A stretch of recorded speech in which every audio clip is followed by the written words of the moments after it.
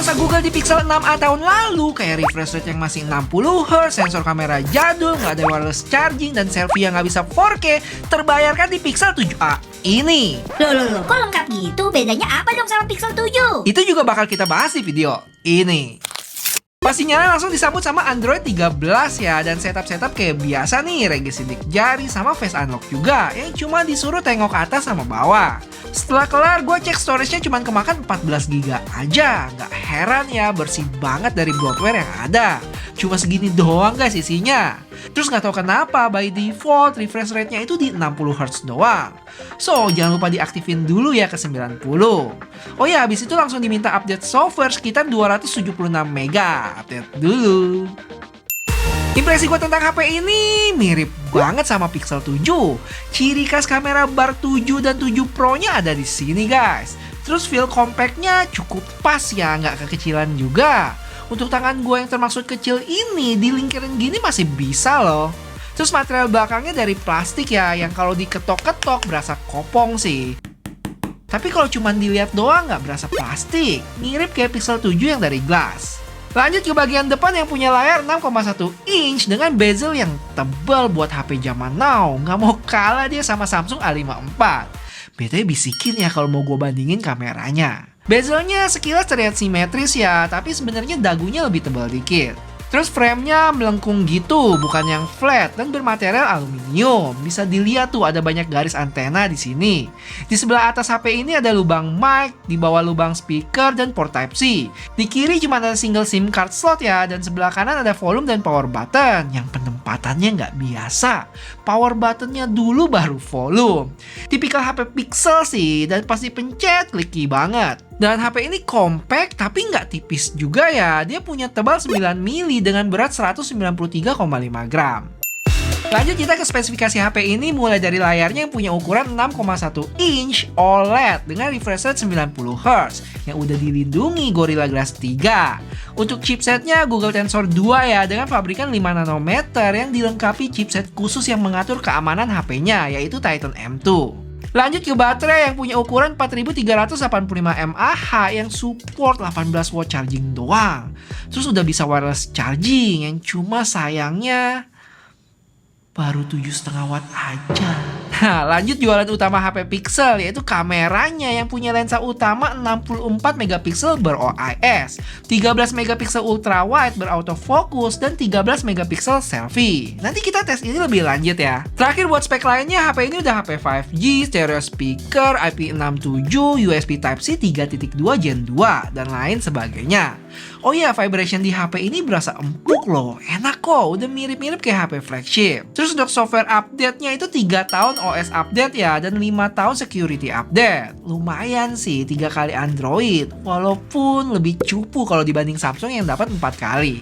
Jadi bang, kalau dibandingin sama Pixel 6a bedanya apa aja? Singkat aja ya, refresh rate 90 banding 60Hz, RAM 8 sama 6GB, terus bisa wireless charging, Google Tensor 2 sama 1, terus kameranya yang punya megapiksel lebih besar dan ukuran sensornya juga lebih gede dibanding 6a. Dan terakhir, baterai di 7a ini dikecilin dikit, 25 mAh. Oh ya, sama satu lagi deh, bisa shoot 4K di kamera selfie-nya. Kalau sama Pixel 7 gimana bang? Oke, buat jawab itu langsung aja kita keluar pakai HP ini dan ketemu temen gue yang pakai Pixel 7 buat pinjem sih. Oke guys, sekarang gue mau ke tempat temen gue dulu, udah agak telat nih demi bisa compare sama Pixel 7. Yuk, cus. Gile, dynamic range-nya emang Pixel luar biasa. Komputasional fotografinya dari Google emang bukan kaleng-kaleng. Gambar yang harusnya terlihat low-res tapi disulap jadi gini, sadis.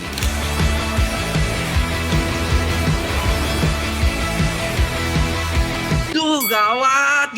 Ternyata SIM card gua belum diisi data internet, guys. Jadi sekarang kita pakai Wi-Fi dulu deh, tethering ke HP gua satu lagi.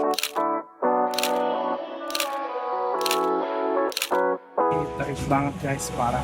Kalian bisa lihat dari muka gue, strict banget. Tapi dynamic range-nya masih lumayan bagus ya.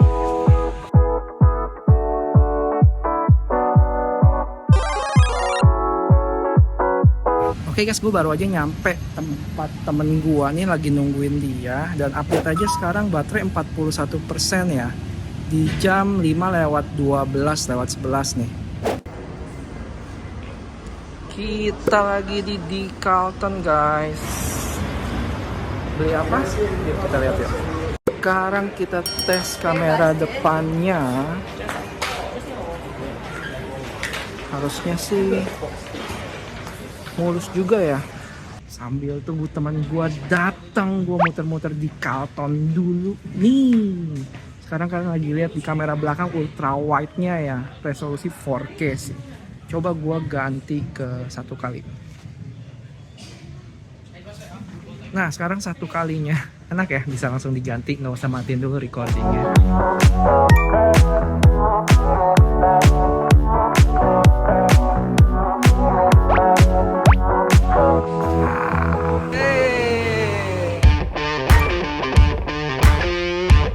Oke, singkat aja ya. Intinya kalau dilihat sekilas, hasil foto kedua HP ini mirip-mirip. Punya warna yang pop-up, dynamic range yang bagus, pokoknya sosial media ready deh. Paling perbedaannya di Pixel 7 lebih kontras dan warna lebih keluar. Tapi itu tipis-tipis aja sih. Buat selfie juga mirip ya, cuman buat zoom 8 kalinya, gambar di Pixel 7 lebih detail. Kalau buat portrait, malah gue lebih demen di 7a. Pemisahan objek dan backgroundnya lebih rapi, dan muka gue nggak terlalu tajam kayak di Pixel 7. Buat video juga sekilas mirip ya, dynamic range-nya nggak nahan sih. Dihadapin sama sinar matahari langsung gini masih cukup jelas. Mata gue aja yang udah merem ini mah. Terus buat zoom di Pixel 7 mentok di 7 kali ya, sedangkan 7a di 5 kali aja. Kira-kira begini beda jangkauannya. Lanjut video selfie, sekilas gue lihat ada beda warna tipis di kulit muka. Kalau stabilisasi mirip, kecuali buat kamera belakang lebih stabil di Pixel 7. Oke, kalau kita ngomongin secara spek, bandingin antara 7a dengan 7 cukup tipis ya sebenarnya mereka. Pertama yang kalian mesti tahu adalah layar yang lebih gedean 0,2 inch ya. Habis itu perlindungan Gorilla Glass Victus di Pixel 7. Lensa kamera utama yang walaupun megapikselnya lebih kecil, tapi secara sensor size-nya itu lebih besar ya di Pixel 7. Untuk baterai ya tipis-tipis sih. Habis itu back covernya paling nih yang beda. Kalau Pixel 7 itu dari Gorilla Glass, sedangkan Pixel 7a itu dari plastik guys. Yang tadi itu barusan adalah ultra wide-nya, sekarang adalah 1 kalinya guys. Gimana? Ini kamera belakang ya. Secara ukuran Pixel 7 lebih tinggi dikit, terus kamera barnya juga lebih gede dibanding 7a. Plus ada tambahan lubang mic di sana. Dan sayangnya frame sama kamera barnya nggak menyatu di 7a. Lanjut ke bagian depan, dari sisi bezel cukup kelihatan ya kalau bezel di 7a lebih tebal. Oh iya, walaupun beda material, tapi kalau dilihat gini susah ketahuan ya mana yang kaca dan mana yang plastik. Dan bukan berarti jelek juga punya back cover plastik. Positifnya tuh kalau jatuh nggak gampang pecah dibanding kaca, tapi kurangnya ya lebih rentan sama goresan. Oke guys, jadi biar totalitas kita bisa tes low light-nya, gua ikut ke tempat temen gua, pulang dulu sampai malam, habis itu lanjut shoot-shoot lagi. Dan update aja sekarang jam 6.40, baterai ada di 19% ya. Hari yang panjang.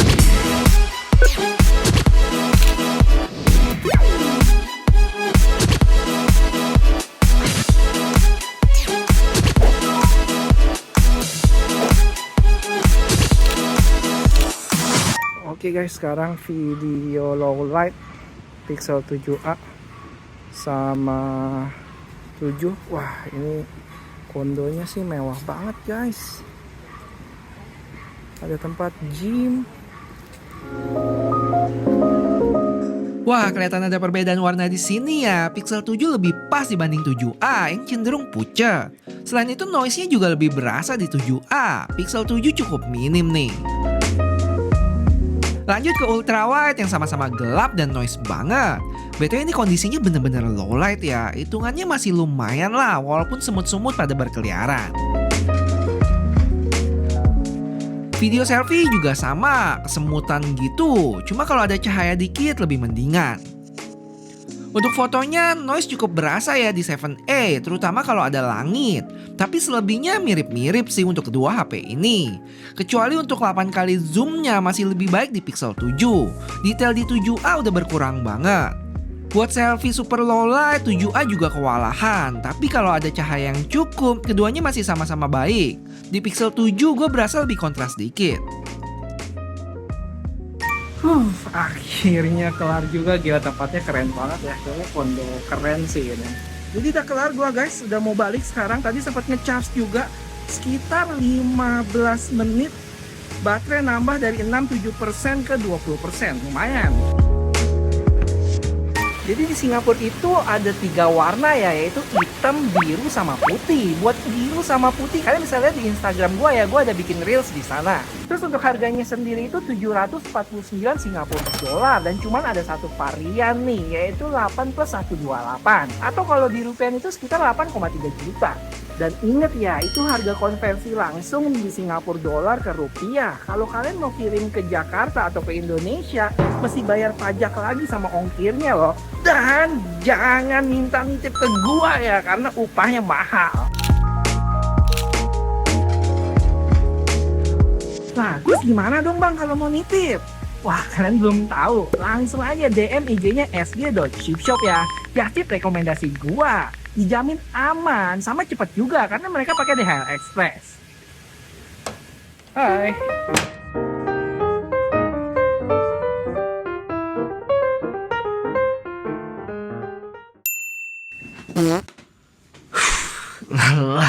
Jadi setelah pakai HP ini setengah harian lebih, ada 2 hal yang bikin HP ini istimewa buat gua. Sampai langsung masukin SIM card walaupun nggak ada internet.